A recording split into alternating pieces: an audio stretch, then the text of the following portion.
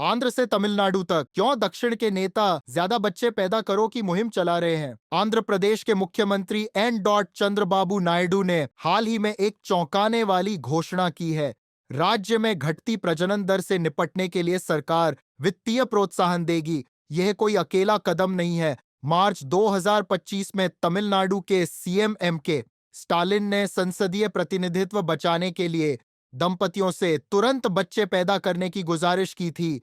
इसी साल आंध्र के एक सांसद ने तीसरे बच्चे वाले परिवारों को लड़की होने पर 50,000 रुपया और लड़का होने पर एक गाय देने का ऑफर दिया था।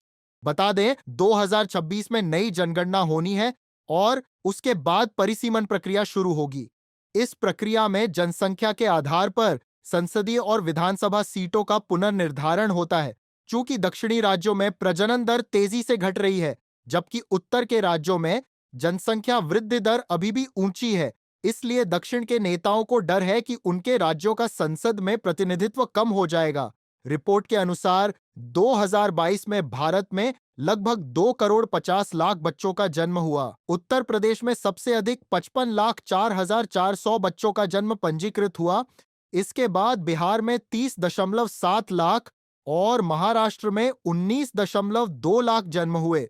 राजस्थान और मध्य प्रदेश जैसे अन्य उत्तरी राज्यों में भी उच्च जन्म पंजीकरण दर्ज किया गया।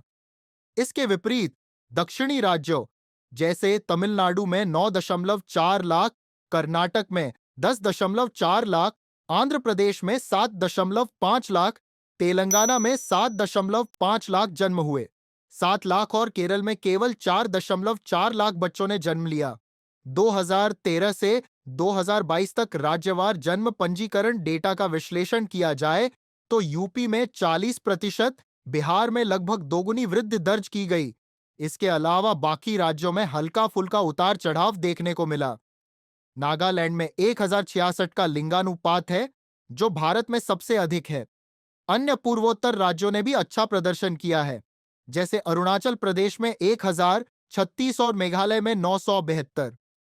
केरल जैसे दक्षिणी राज्य जहां लिंगानुपात 971 और छत्तीसगढ़ में 965 है, जो बेहतर सामाजिक संकेतकों के लिए जाने जाते हैं, वे भी मध्यम जन्म पंजीकरण के साथ साथ अधिक संतुलित लिंगानुपात बनाए रखते हैं। दूसरी ओर बिहार अपनी बड़ी जन्म संख्या के बावजूद प्रति हजार पुरुषों पर 891 महिलाओं के साथ देश में सबसे कम लिंगानुपात में से एक दर्ज करता है। यह विषम अनुपात लगातार 3 वर्षों से खराब होता जा रहा है। इसी तरह महाराष्ट्र में लिंगानुपात 906, तेलंगाना 907, गुजरात 908 और हरियाणा 916 है। हालांकि कई राज्यों में जन्म के समय लिंगानुपात का विश्लेषण करने के लिए पर्याप्त डेटा का अभाव है। उदाहरण के लिए महाराष्ट्र और उत्तर प्रदेश के पास सिर्फ 2 वर्षों 2021 और 2022 के लिए डेटा उपलब्ध है। इसी तरह बिहार और झारखंड 2020 से शुरू होने वाले सिर्फ 3 वर्षों के आंकड़े मुहैया कराते हैं।